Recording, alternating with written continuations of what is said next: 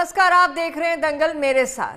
और दंगल में बात कर रहे हैं कि नायब सरकार 2 का 1 महीना पूरा हो चुका है, यानी कि नई सरकार को बने 1 महीना पूरा हो चुका है।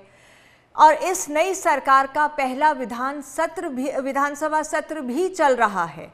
और ये विधानसभा सत्र बिना नेता प्रतिपक्ष के भी चल रहा है। एक बड़ी तस्वीर है जिसको हम देख रहे हैं। और इसी विधानसभा सत्र की तस्वीर भी बदली हुई है, क्योंकि जेजेपी कहीं नजर नहीं आ रही। वो जजपा जो पिछली बार 10 विधायकों के साथ विधानसभा में बैठी थी, आज वो कहीं दिखाई नहीं दे रही। वहीं दूसरी तरफ इनेलो, जिसका एक चेहरा विधानसभा में था, इस बार 2 चेहरे विधानसभा में इनेलो के नजर आ रहे हैं। लेकिन नायब 2 का ये सफर 1 महीने का कैसा रहा, कौन से बड़े फैसलों पर लगी मोहर, ये कुछ अहम मुद्दे हैं। और मौजूदा विधानसभा के अंदर की जो तस्वीर है, वो आने वाले राजनीतिक जो माहौल है हरियाणा का, वो क्या संकेत देती है, सब पर चर्चा करेंगे। लेकिन हमारे आज के बड़े सवाल दंगल के, जिन पर हम चर्चा करेंगे हमारे खास मेहमानों के साथ, नायब सरकार 2 का 1 महीना पूरा, कितना नायाब ये सफर रहा। नायब सरकार 2 का पहला विधानसभा सत्र, कौन कौन से फैसलों पर लगी मोहर, हरियाणा विधानसभा का सत्र जारी, नेता प्रतिपक्ष का इंतजार बरकरार। ये अहम सवाल हैं जिन पर आज हम दंगल में चर्चा करेंगे। मेरे साथ हैं अजयदीप लाठर, वरिष्ठ पत्रकार, रामराजी शर्मा भाजपा से, ललित अरोड़ा हैं कांग्रेस से, और ओंकार सिंह हैं इनेलो से। आप सभी का स्वागत है। रामराज जी, सबसे पहले आप ही के पास आना चाहूंगी, क्योंकि नई सरकार का 1 महीना पूरा हो चुका है। नायब सरकार 2 का इस सफर को किस तरह से देखते हैं? बड़े कौन से ऐसे फैसले जिन पर इस विधानसभा सत्र में मोहर भी लगी? रामराज जी।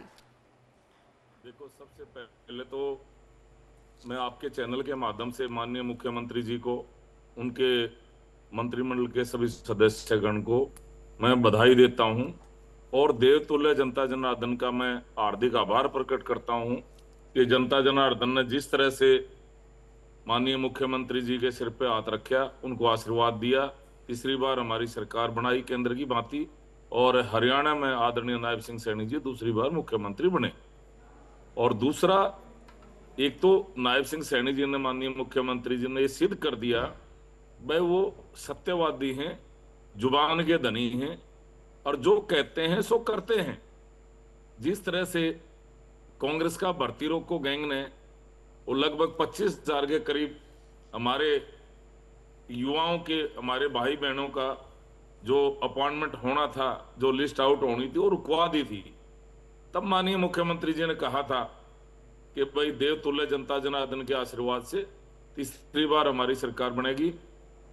और सबसे पहला काम मैं ये करूंगा, मैं कुर्सी पर बैठने से पहले, ये हमारे भाई बहन हैं जो कांग्रेस ने इनकी भर्ती रुकवा रखी है, पहले उनको ज्वाइनिंग लेटर दूंगा, इसके बाद मैं पदभार ग्रहण करूंगा। और माननीय मुख्यमंत्री जी ने अपना वायदा निभाया, इस बात के लिए भी मैं उनका हार्दिक धन्यवाद करता हूं कि वो जबान के धनी है, जो कहते हैं सो करते हैं जी। और जिस तरह से वो विपक्ष का जवाब दे रहे हैं, क्यों विपक्ष के पास में नेता प्रतिपक्ष तो है नहीं, बड़े शालीनता से वो विपक्ष को भी साथ लेकर चल रहे हैं, और उनके प्रश्नों का उत्तर भी दे रहे हैं, और सदन बहुत अच्छा चल रहा है। और हरियाणा में भी चारों तरफ जनता जय जयकार कर रही है उनकी। और वो हरियाणवी में कहते हैं, भाई मुख्यमंत्री हो तो नायब जी सा हो, भाई मुख्यमंत्री हो तो हमारा नायब जी सा हो। अन्य प्रदेश भी अनुसरण करने लग रहे हैं, जहां जहां हमारी सरकार नहीं है, वहां अगर भाई वाकई में मुख्यमंत्री बहुत अच्छा है हरियाणा में। और जिस तरह से वो जनता की सेवा में लीन है, 12-12, 1-1 बजे तक वो समर्पित रहते हैं, और वो कहते रहते हैं, भाइयों मुख्यमंत्री कुर्सी भी थारी है, मैं भी थारा हूं, और ये सीएम रेजिडेंस भी थारा, तेरा तुझको अर्पण क्या लागे मेरा, सब कुछ थारा है, मैंने थारा आशीर्वाद की जरूरत है। और जनता ने दिल खोल कर दोनों हाथों से उनके सिर पे हाथ रखे, उनको आशीर्वाद दिया। एक बार फिर मैंने मैं हाथ जोड़ के जनता जनार्दन का हार्दिक धन्यवाद प्रकट करता हूं। जी। और दूसरा मैं आपको बताना चाहूंगा, जिस तरह से कांग्रेस ने झूठ बोला था लोकसभा चुनाव में भी, ये 5 सीटें ये झूठ बोल के ठगी ठोरी करके जीत गए थे। इन्होंने झूठ बोला था, इतना झूठ की फैक्ट्री लगा रखी है। मैं बताऊं जी आपको नवजोत जी, कांग्रेस पार्टी ने जिस तरह से इन्होंने झूठ बोला, संविधान बदला जा रहा है, संविधान बदला रहा है, आरक्षण खत्म किया जा रहा है, आरक्षण खत्म किया जा रहा है, बहनों के खाते में 1 लाख रुपए आएंगे, 8,500 रुपए महीना आएंगे, खटाखट खटाखट फटाफट फटाफट, झूठे गारंटी कार्ड तक इन्होंने हमारी बहनों को बांट दिए थे, उनको भी नहीं छोड़ा था। तो एक जनता में बहुत भारी प्रतिशोध की भावना थी, जनता अपने आप को ठगा महसूस कर रही थी। इनकी काट की हंडी चढ़ने थी चढ़ गई।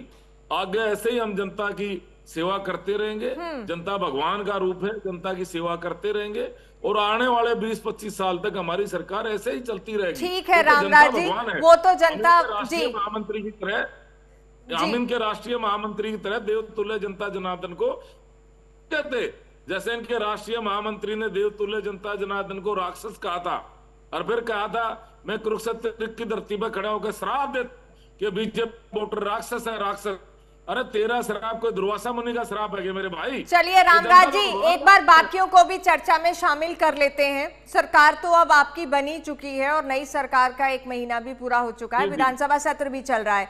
नायब सरकार 2 ने अभी तक जो बड़ी घोषणाएं की हैं वो सीईटी पास युवाओं के लिए मानदेय योजना है, किसानों को बाजरे की फसल पर बोनस है, जॉब सिक्योरिटी बिल विधानसभा में पेश। चलिए ललित जी के पास चलते हैं, वही आपकी बातों का जवाब देंगे। ललित अरोड़ा जी। देखिए, ये जो भाजपा प्रवक्ता हैं हमारे भाई जी, मैं पिछले 8-10 डिबेट में इनके साथ बैठता रहा हूँ। मैं निजी कमेंट नहीं कर रहा, ये ऐसा कोई मुद्दा बताते नहीं जो भाजपा ने किया हो। ये सिर्फ कांग्रेस ने ये कर दिया, कांग्रेस पताल में लेके कांग्रेस ने बताया तो था। मेरे बीच में मत बोलिए, इसको फिर मैं बोलूंगा तो आप बोल ही नहीं पाओगे। चलिए रामराज जी, एक बार उनको पूरी बात कर लेने दें। है क्या तेरे पास? तो पहले धमकाता भी था मेरे को। देखो, ये बदतमीजी तेरे पास क्या होता भी, और पहले तुम क्या करता, पता नहीं क्या क्या बोलता रहो। तू क्या बोले करता? तूने तो धमकी तक दी थी मेरे को। चुप कर यार। चलिए, आप दोनों से रिक्वेस्ट है कि मर्यादा की भाषा रखें। रामराज जी, आपको पूरा वक्त दिया है, एक बार उन्हें भी बोल लेने दीजिए, फिर आप अपनी बात रख लीजिएगा। ललित जी। अब मैं ये कह रहा हूं कि एक लगाया इन्होंने कि बढ़ती रोको गैंग, ये तो सब बतागा में क्या अंतर होता है, इसको पता होना चाहिए। चुनाव आयोग और न्यायालय ने फैसला दिया कि ये बढ़तियां अभी रोक दी जाए क्योंकि चुनाव संहिता लग गई या चुनाव की वजह से। हमारे जो आर्गुमेंट थे ये थे कि अनुचित फायदा ना उठा ले, ये उस पे ये कहते हैं ये बढ़ती रोको गैंग है, इसलिए ये इनका दावा खोखला है और ये शायद चुनाव आयोग और न्यायालय का भी अपमान करते हैं ये कह के। दूसरी चीज, 30 दिनों तक क्या किया ये आपका सवाल था और आप बताने लग रहे थे इन्होंने 4-5 काम किए हैं, लेकिन भाजपा के प्रवक्ता ने कुछ नहीं कहा। और बड़ोली ने तो यहाँ तक कह दिया कि हमें गरीबी रेखा में लोगों को बढ़ाया ताकि उनका विकास हो सके। यानी इनको ये फर्क नहीं पता कि गरीबी रेखा बढ़ेगी तो ये पता लगता है कि हरियाणा में गरीबों की संख्या ज्यादा है। उसके अलावा झूठ बोल रहे हैं यार, जनता के सामने क्यों झूठ बोल रहा है यार? जनता देख रही है। फिर बदतमीजी कर रहा है, बदतमीजी तो कर रहा है, झूठ बोलने लग रहा है, जनता को मिसगाइड करने लग रहा है। Madam I will. देखिए, आप दोनों बहुत ही बड़े सुलझे लोग हैं, अच्छा नहीं लगता एक दूसरे पर इस तरह की टिप्पणी करते हुए। रिक्वेस्ट है दोनों अपनी अपनी बात रखें। तो ये शुरू कौन कर रहे हैं? जी रामराज जी, आपके पास आ रही हूँ, कहिए ललित जी जल्दी से। जी दूसरी बात बताएं। अगर आपको ध्यान से सुनना हो तो ये मेरे को सुनिए और नहीं तो बिल्कुल ललित जी, कहिए अपनी बात। जी मैं ये कह रहा हूं कि ना तो इनको बजट का पता होता है ना इनको फिगर्स का पता होता है। मैं ये बता रहा हूं जो चिरायु अंशुमन योजना है इसमें इन्होंने 4,000 से 5,000 रुपए कंट्रीब्यूट करा के एनुअल कंट्रीब्यूशन में लोगों को कवर करने का बनाया था। कितने लोगों को कवर कर दिया? और ये चिरायु आयुष्मान पे कितना आउटले है? 0 outlay. Waiver on irrigation charges इन्होंने कहा था अप्रैल 1 से कर देंगे, कितने लोगों का माफ किया, कितने रह गए? एक्सपेंडिचर जो 2024-25 का एस्टिमेटेड है, रेवेन्यू एक्सपेंडिचर जो है 1,34,456 करोड़ है, यानी पिछले से 13% एस्टिमेट से 13% ज्यादा है। और इसमें पता क्या है, रेवेन्यू एक्सपेंडिचर में सैलरी, पेंशन, इंटरेस्ट और सब्सिडीज भी होती है। अब ये कैपिटल आउटले 2024-25 में 16,281 करोड़ है, और सारे ही पैरामीटर में कम कर दिया। पब्लिक वर्क्स में 1,070 करोड़, मेजर इरिगेशन में 991 करोड़ और अर्बन डेवलपमेंट में 698 करोड़। तो फिर विकास कैसे करेंगे? ये जो इनकी लोक लुभावन स्कीम है उसमें क्या होगा? और फिर इन्होंने लोन एडवांसेस जो है 2024-25 में जो पेमेंट कर दी है 5,095 करोड़ है। तो हरियाणा में 69,684 करोड़ कमिटेड एक्सपेंडिचर है, जिसमें सैलरी 25% है, पेंशन 13% है, इंटरेस्ट पेमेंट 22% है। तो बचता क्या है इनके पास? अगर प्रबुद्ध लोग यहाँ बैठे हैं जो पहले निकाले तो सही कुछ, उसके बाद रेवेन्यू जो रिसीट्स हैं वो 1,16,639 है। इसमें भी ये बाकी डिफरेंस 20% कहां से आएगा? ये तो ये लोग बताते नहीं। और ये जो आपने जो लाडो योजना थी उसमें क्या किया? अब ये 30 दिनों में ये तो बता दें कि जो इन्होंने डायलिसिस है कितनी जगह मशीनें लगी हुई हैं, कितनी जगह कितने केस हो चुके, और किन अस्पतालों में नहीं है, ये डिटेल लेके आए ना। कभी जनता का भलाई भाषण देने से यहाँ पे नहीं होती है। यहाँ पे तो अपनी वित्तीय स्थिति और आपने क्या इंप्लीमेंटेशन कर दी और बाकी 60 दिनों में या 70 दिनों में आप क्या करेंगे उसके बारे में बताएं ये, और बदतमीजी ना करें वरना मैं डिबेट पढ़ेगा। ठीक है ललित जी, ओंकार सिंह जी को भी एक बार चर्चा में शामिल करेंगे। इनेलो से ओंकार सिंह जी अपनी बात रखेंगे आप जी। नवजोत जी, 1 महीना सरकार का पूरा हो गया, लेकिन सरकार की उपलब्धि क्या है? 12 फरवरी को किसान शंभू बॉर्डर पर बैठे थे और सरकार ने बॉर्डर बंद किए थे, किसान ने नहीं बॉर्डर बंद किए थे। मैं ये पूछना चाहता हूं, आज तक वो बॉर्डर क्यों नहीं खुल पाए? सरकार नहीं बन गई। और ये सरकार जो बनी है, मैं स्पष्ट कहना चाहता हूं, ठीक है, हम जनमत का बहुत सम्मान करते हैं, जनता ने हमें 2 MLA दिए, हम उसके लिए उनका धन्यवाद करते हैं, लेकिन ये सरकार जो बनी है कांग्रेस की गलत नीतियों के कारण बनी है। नहीं, जितना इस समय इस सरकार का एंटी इनकम्बेंसी फैक्टर था इस बार, उतना मैंने कभी नहीं देखा, और जिंदगी में पहली बार देखा। हवा तो कांग्रेस की थी, सरकार बीजेपी की बन गई। मतलब कहीं ना कहीं इनके नेता, कांग्रेस के नेता डायरेक्टली ओंकार जी, इनेलो के प्रवक्ता होके आप ये बात कह रहे हैं कि हवा कांग्रेस की थी? बिल्कुल हवा कांग्रेस की थी। हाँ, इसमें कोई दो राय नहीं है। मुझे हाँ, बड़ा अजीब लग रही है ये बात। हाँ जी, नहीं, ऐसी अजीब वाली बात नहीं है ना। हमारी 2 सीट आई है, अगर तो हमारी सीट ज्यादा आती, कांग्रेस की हवा जब सारे चैनल बता रहे थे, प्रत्येक व्यक्ति कह रहा था कांग्रेस की सरकार आ रही है, हर एक व्यक्ति कह रहा था, हर चैनल ही कह रहा था, इस सरकार कांग्रेस की बनते बनते बीजेपी की बन गई। इसमें कहीं ना कहीं बीजेपी को सहायता मिली इनकी टॉप लीडरशिप की। और अब मैं बताना चाहता हूं, आज 1 महीना हो गया, बॉर्डर अभी तक बंद है। समस्याएं जितनी पुरानी थी, परिवार पहचान पत्र हो, प्रॉपर्टी ID हो, पोर्टल की समस्या हो, रजिस्ट्री की समस्या हो, सारी की सारी ज्यों की त्यों है। महंगाई, बेरोजगारी, भ्रष्टाचार, अपराध, नशा, ये वैसे उसी रफ्तार से, ज्यादा रफ्तार से बढ़ रहे हैं।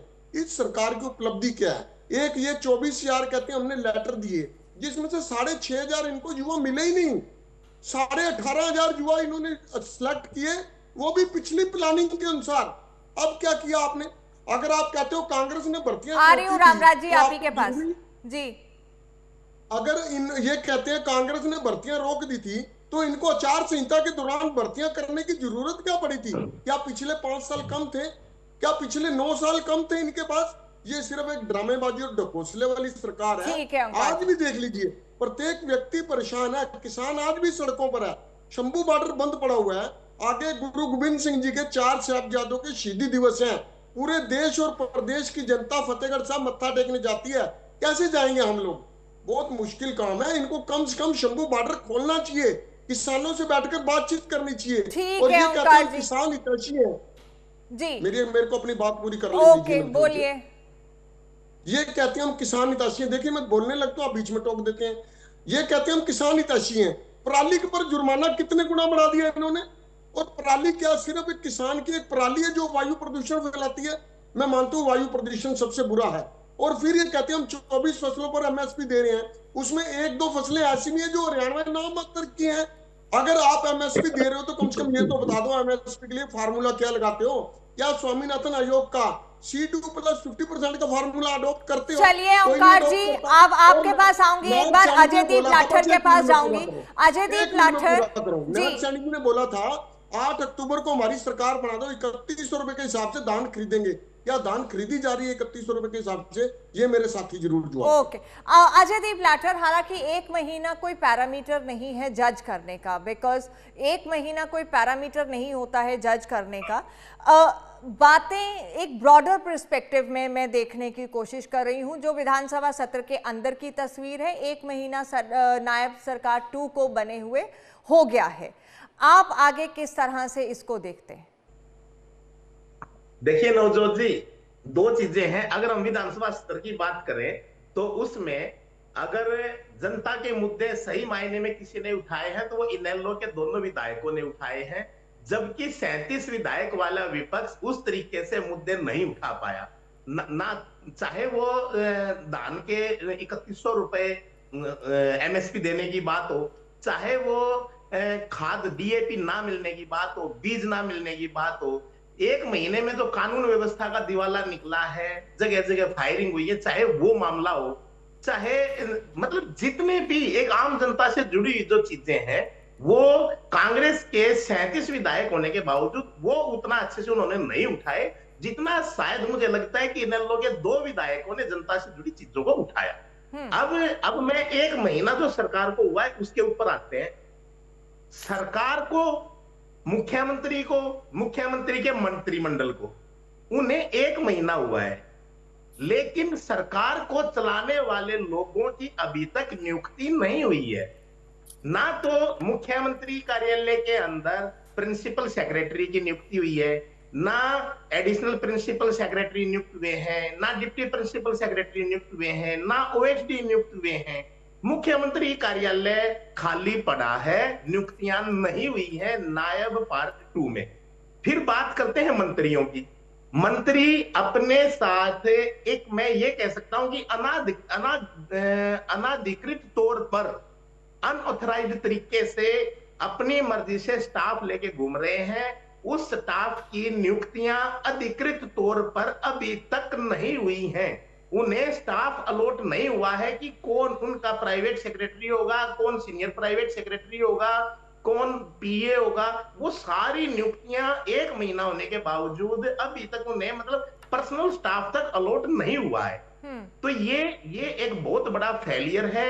लेकिन अजयदीप जी, इसी के साथ और रामराज जी के पास जाएंगे, वो हाथ खड़ा कर रहे थे, उनको सवालों के जवाब देने जो ललित जी और शायद ओंकार जी ने उठाए। लेकिन बहुत ही क्विकली मैं आपसे ये जानना चाहती हूँ, ठीक है नियुक्तियां नहीं हुई हैं, आपने जो मसले उठाए हैं उस पर भी रामराज जी अपनी बात रखेंगे, लेकिन जो कुछ चीजें सरकार कहती है कि हमने किए, पहली कलम से नौकरियों वाली बात थी, या फिर हर महीने मिलेंगे 9,000 रुपए, ये वाली बात है, इस पर आपकी क्या टिप्पणी है 10 सेकंड में? अभी तक किसी के खाते में 1 रुपया नहीं आया है। 2100 रुपए लाडली बहना वाले थे, मुख्यमंत्री का कहना है 5 साल है अभी। मतलब फिर इसका मतलब आप कब देंगे? अभी तक किसी के खाते में अगर 1 रुपया आया हो तो बताएं। 1 रुपया किसी के खाते में नहीं आया। ठीक है, दंगल में बात कर रहे हैं नायब सरकार 2 का 1 महीना पूरा हो चुका है और कितना नायाब ये सफर रहा। हरियाणा विधानसभा का सत्र जारी है, नेता प्रतिपक्ष का इंतजार अभी भी बरकरार है। रामराज जी, क्या कहना है जो सवाल विपक्ष उठा रहा है? देखो, इन्होंने डीएपी खाद का मुद्दा उठाया था अभी हमारे भाई साहब ने, तो आज माननीय मुख्यमंत्री जी ने सदन में इस बारे में स्टेटमेंट भी दिया है। मैं खुद किसान का बेटा हूं और मैंने किसानी करी है, और मेरे से फालतू कौन जानता है इसकी डीएपी की अहमियत को। तो मैं इनको बताना चाहूंगा आपके चैनल के माध्यम से हमारे किसान भाइयों को, डीएपी खाद की, बीज की हमारे पास में कोई भी कमी नहीं है डीएपी खाद की। ये क्या हो रहा है, जब ये कांग्रेस ने अफवाह फैलाई, ये कांग्रेस, कुछ किसान कांग्रेसी हैं जो किसान के बेस में कांग्रेसी है, जिनका काम है अफरा तफरी फैलाना। उन्होंने अफरा तफरी फैला दी, अफवाह फैला दी कि भाई डीएपी नहीं है, डीएपी नहीं है, डीएपी नहीं है। जिसने 1 कट्टे की जरूरत थी वो 10-10 कट्टे ले गया, एक की जरूरत डीएपी खाद की, और खरीद रहे हैं 10। तो उससे क्या है, मांग एकदम ज्यादा बढ़ गई। फिर भी मैं अपने किसान भाइयों को बताना चाहूंगा, हमारे पास में कोई खाद की कमी नहीं। आप संयम रखें, और कोई ऐसा अफवाह फैलाने वालों से सावधान रहें। दूसरा, इन्होंने वो कहा था अपना ये लाडली योजना वाला 2100 रुपये बहन वाला, तो इसमें क्या है, अभी तो सरकार बनी है, महीना हुआ है, अभी समय आने दो। आपके चैनल के माध्यम से मैं हमारे प्रदेशवासियों को ये बात भी मैं बताना चाहूंगा, जो संकल्प पत्र में हमने संकल्प लिया है, जो वायदे किए हैं, उसको हम सबको पूरा करेंगे। और हमारे हरियाणवी भाषा में कहा करें, वह तम मारे राम थारे। तो जनता और के बीच में और माननीय मुख्यमंत्री के बीच में कोई गैप नहीं है, वो 24 घंटे जनता के बीच में रहते हैं। और जनता जिस तरह से हाँ, ये कांग्रेस पार्टी को जरूर तकलीफ है इस बात की, क्योंकि कांग्रेस तो खत्म होती जा रही है। आगे आने वाले टाइम में ये कहेंगे भाई कांग्रेस पार्टी हुआ करती, इतिहास बन जाएगा कांग्रेस पार्टी का। कांग्रेस वालों को जरूर तकलीफ है, और किसी को कोई तकलीफ नहीं है। लोग तो ये कह रहे हैं भाई रामराज आ गया, भाई रामराज आ गया, भाई नायब सैनी जी भाई मौज कर दी, भाई मौज कर दी। हर तरह से, जिस तरह से ये मेरे भाई अभी नौकरियों वाली बात उठा रहे थे, मैं उसी टॉपिक पर आता हूं। कांग्रेस के प्रवक्ता जी जो कह रहे थे, कांग्रेस पार्टी का मैं आपको बताना चाहूंगा एक भर्ती रोको गैंग है। इन्होंने क्या करते हैं, जो भी वैकेंसी निकलती है उस पे जाके माननीय हाई कोर्ट में जाके स्टे ले लेते हैं। इसके बावजूद भी उससे क्या है, भर्ती लेट हो जाती है, ये बदनाम कर देते, भर्ती नहीं करे, भर्ती नहीं करे, भर्ती नहीं करे। तो ये इनका जानबूझ के ये ऐसा करते हैं सरकार को बदनाम करने के लिए, फिर भी ये अपने मंसूबों पर कामयाब नहीं हो पा रहे। सबसे ज्यादा भर्तियां हमने करी हैं, वो भी मेरिट के आधार पर ही करी हैं, बिना खर्ची बिना पर्ची के। इनके टाइम में क्या होता था ये खुद बता देंगे। सिर्फ मुख्यमंत्री के क्षेत्र के बच्चे लगते थे, वो भी परिवारवाद, क्षेत्रवाद, भाई भतीजावाद, जातिवाद। आदरणीय मनोहर लाल जी ने इस वाद को तोड़ा, और आदरणीय नायब सैनी जी उनकी नीति को फॉलो अप कर रहे हैं। आज किसान का बेटा, गरीब का बेटा, मजदूर का बेटा बिना खर्ची बिना पर्ची के, जिसकी 3 पीढ़ी खाली चली गई, को चपड़ासी नहीं लगा था, बिना खर्ची बिना पर्ची है, क्लास 1 अफसर लग रहा है। ये अपना आप में गौरव की बात है। ये नायब सैनी सरकार कर रही है, हमारी सरकार कर रही है। समान विकास कार्य, समान विकास कार्य पूरे प्रदेश में हो रहे हैं। ठीक है रामराज। सरकार ने ये नहीं सोचा पहले भी वह विधायक कौन सी पार्टी का है, आज भी वही काम है। इन्होंने रोहतक से बाहर तो रोड भी नहीं बनवाया। हमारा जिला शुरू होता है जींद में, जींद जिले का। चलिए ललित अरोड़ा जी को जवाब दे लेने देते हैं। ललित जी, इनकी यहाँ तक तो रोड बना दिया, लाखन माजरे तक। अजयदीप लाठर ने, जो रामराज जी कह रहे हैं उसके साथ अजयदीप लाठर ने एक और बात उठाई कि विधानसभा में जिस मुखरता से जो मुद्दे कांग्रेस नहीं रख पाई, वो इनेलो के 2 विधायकों ने रखे। ये एक सवाल हमारे साथी का है। जी ललित जी, आप ही के पास। मैं ये कह रहा हूं कि अभी सीएजी ने, कैग ने इनका एक घोटाले का जिक्र किया है, उसमें 42 से 209 किलोमीटर का सफर 1,05,000 से लेकर 5 लाख रुपए में बिल दिखाए गए हैं, यानी लगभग 2500 रुपए प्रति किलोमीटर एम्बुलेंस गई है। ये रिकॉर्ड पे है, सीएजी के, पढ़ लेंगे ये लोग। उसके बाद इन्होंने एक और चीज की, ऐसी जो ब्लैक लिस्टेड कंपनियां हैं उनसे 15 एजेंसियों को 5.67 करोड़ रुपए इन्होंने दिए, ये भी कैग ने दिया है। उसके अलावा 30% डॉक्टरों के और 42% पैरामेडिकल स्टाफ के पद, ये मिनिमम है जो खाली पड़े हैं। देश के जनता के, हरियाणा की जनता के स्वास्थ्य से खिलवाड़ नहीं हो रहा। ज्यादातर डॉक्टर डिस्ट्रिक्ट के हेडक्वार्टर के आसपास ही हैं, वो अंदर जो पीएचसी हैं वहां नहीं जाते। और इनको ये भी हिदायतें हैं कि एम्बुलेंस लेके हर गांव में भी जाएंगे। उस स्कीम का क्या हुआ? आज तक 10 सालों में कितने गाँव में डॉक्टर ने खुद विजिट किया है, बुलाने पे भी नहीं जाते हैं, जहाँ कैंप भी लगाए जाते हैं। आई सर्जरी फ्री में दुनिया कर रही है, इन्होंने कितने कैंप लगा दिए? बात करते हैं, आगे सुनिएगा। इन्होंने ये बताया कि प्रदेश पे 4,51,368 करोड़ का ऑलरेडी कर्जा है। ये फिगर जो आई है ये 70,000 से बढ़ी है। तो ये पैसे कहाँ खर्च हुए हैं हरियाणा में? तो विकास में कौन सी चीज इन्होंने नहीं बना दी? कोई हैवी इंडस्ट्री, कोई सड़कें, कोई आईएमटी बनाया हो, किसी नया कॉलेज यूनिवर्सिटी बनाई हो, कहीं इन्होंने खर्च की हो उसमें से? ये 3 लाख नहीं, सुनिए मुझे अभी और भी कुछ कहना है। तो ये कोई मेडिकल कॉलेज नहीं बनाया, मेट्रो को नहीं बढ़ाया, पावर प्लांट नहीं लगाया, ये लाखों करोड़ रुपए गए कहां पे? ये इस हमारे हुड्डा जी ने सवाल नहीं उठाए। शुरू में आप लोगों ने कहा कि कांग्रेस ने, शायद लाठर साहब ने कहा था। लाठर साहब, मैं बड़ी नम्रता से आपसे डिफरेंट ओपिनियन रखना चाहूंगा कि ये सवाल हमारे द्वारा उठाए गए हैं। आज आप ये देखिए कि लाडो का तो जिक्र आ गया, बेरोजगारी का स्तर कितना है, अपराधों की क्या है, इस पे कोई बोलता नहीं है। पराली पर डबल जुर्माना क्यों किया जा रहा है? और जो 9,000 रुपए वाली इन्होंने स्कीम बनाई थी कि बेरोजगारों को देंगे, उसमें दूसरे साल में 12 या 15,000 क्यों नहीं देते? खाली 9,000 फिक्स रेट चलता रहेगा, क्या महंगाई नहीं बढ़ेगी? हमने अगर किसी को बेनिफिट देना है तो वो रेगुलर दिया जाए और उसको टाइमली बढ़ाया जाए। फिर डीएपी की कमी, अभी आप ये कहते हैं 10 गुना लोगों ने खरीद ली। कोई लोग पागल है कि उसको 5 कट्टे जूते 10 कट्टे खरीद लेगा? कितनी आशा तो सारे हरियाणा ने खरीद ली। क्या ये शुरू में कमी थी? जैसे हुड्डा जी ने सदन में उठाया कि 1 लाख बोरियां आनी चाहिए थी और ये आई थी 53,000। तो जब आपको पता ही नहीं डिमांड सप्लाई क्या होगी तो आपके अधिकारी क्या कर रहे थे? मैं ये नहीं कहता कि उसमें मंत्री का दोष हो गया, लेकिन नीचे अधिकारी है, आपका सेल नेटवर्क है, उन्होंने कोई रिपोर्ट नहीं दी। पटवारी से लेके तहसीलदार तक के क्या हाल है किसानों का। अब कॉलेज में एडमिशन की सीटें खाली रह जाती हैं और स्कूलों का बंद कर रहे हो। नशा बढ़ता जा रहा है, फैमिली आईडी, कानून व्यवस्था, पानी निकासी, पीने का पानी नहीं है 30% इलाके में बढ़िया पानी, खारा पानी आता है वहां पे, या 5 किलोमीटर दूर से लाते हैं। आप तो गंगा जल पिलाते थे, गंगा जल। अरे आपने 10 साल में हरिद्वार से ला के गंगा जल पिलाते थे आपके टाइम में, तो गंगा का पानी लेते थे आप। तो आप दिमाग से हो पैदल, मैं बताऊं, बार बार बीच में बोलते हो। आप ये बताइए, आप तो ऐसी बात कर रहे हो जो हजम होने वाली नहीं है। तो आज बार खा लो ना, आज बोला खाओ, मिलता नहीं मार्केट में। नहीं, आप तो ऐसी बात कर रहे हो।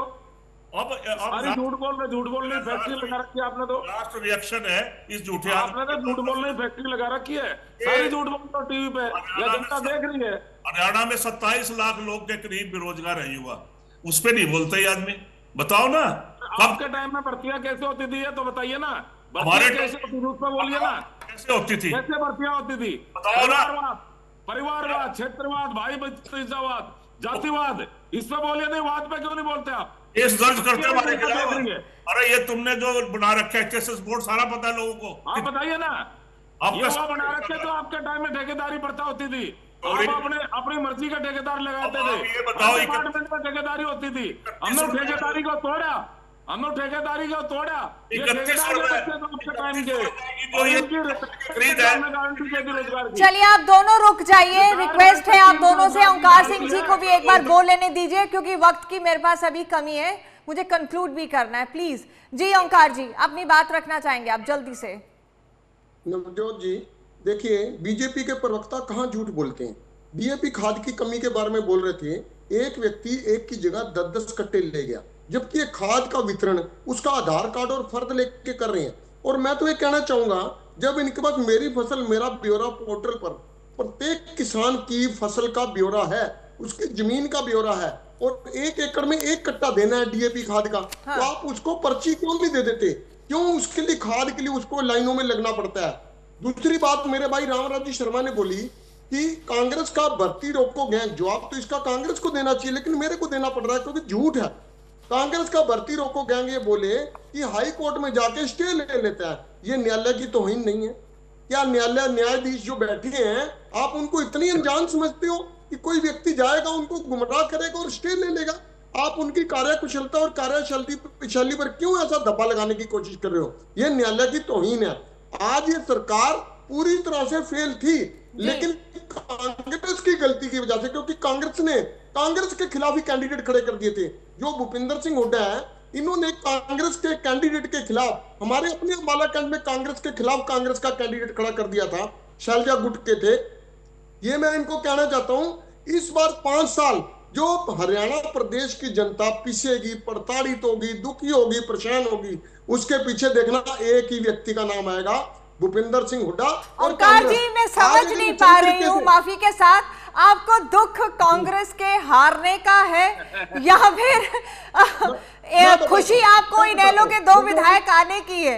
ये बड़ा मैं बताता हूँ जी, हमें दुख है जनता के सरोकार का।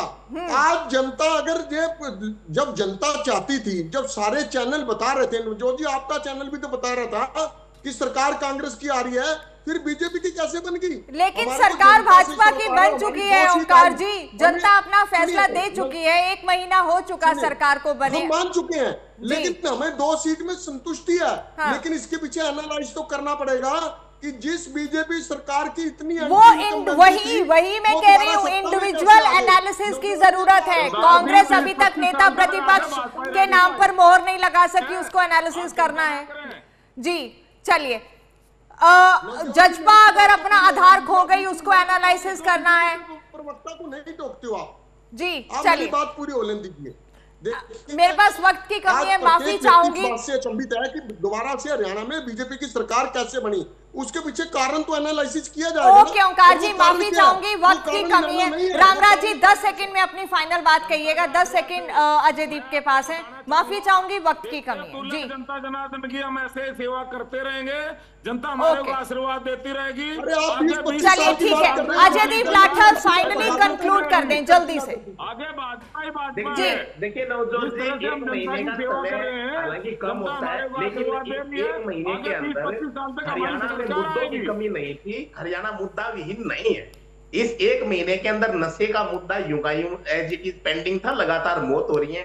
खाद का मुद्दा यूं का यूं था। जो स्कीमें, चाहे वो लाडली बहना थी या जो बेरोजगारों को पैसे देने वाली बात थी, वो कोई लागू नहीं हुई है। करेंगे तो फिर आप 3 साल बाद भी कर सकते हैं, 4 साल बाद भी कर सकते हैं। तो आप चुनाव के तुरंत बाद कैसे सरेंडर सस्ता करना या और चीजें, मतलब जो चीजें हैं वो चीजें अभी इंप्लीमेंट जो होनी चाहिए थी पहली कलम से, वो चीजें नहीं हुई है। और जो नौकरी देने वाली बात थी वो ये थी कि हम शपथ देने से पहले रिजल्ट जारी कर देंगे। ठीक है, वो आपने किया, अच्छा किया, युवा इंतजार कर रहे थे। ठीक तो है, लेकिन ये है कि मुद्दे थे और विपक्ष को वो मुद्दे जिस मुखरता से विधानसभा सत्र के अंदर उठाने चाहिए थे, सदन मैं तो ये कहूंगा कि विपक्ष इतना सशक्त है कि वो सदन तक ना चलने देता, लेकिन ऐसा नहीं हुआ। माफी चाहूंगी, आपको रोक रही हूं, वक्त की कमी है। बेहद शुक्रिया सभी मेहमानों का इस कार्यक्रम में जुड़कर अपनी बात रखने के लिए। तो नायब सरकार 2 का 1 महीना पूरा हो चुका है। कितना नायाब ये सफर रहा, ये तो जनता को तय करना है। लेकिन ये जरूर है कि हरियाणा विधानसभा का सत्र शुरू भी हुआ, जारी भी है और खत्म भी हो जाएगा। लेकिन नेता प्रतिपक्ष के नेता के नाम का इंतजार अभी भी जनता को है, और ये इंतजार कब खत्म होगा इसका फैसला भी आने वाला वक्त ही तय करेगा। फिलहाल लेते हैं आपसे इजाजत, नमस्कार।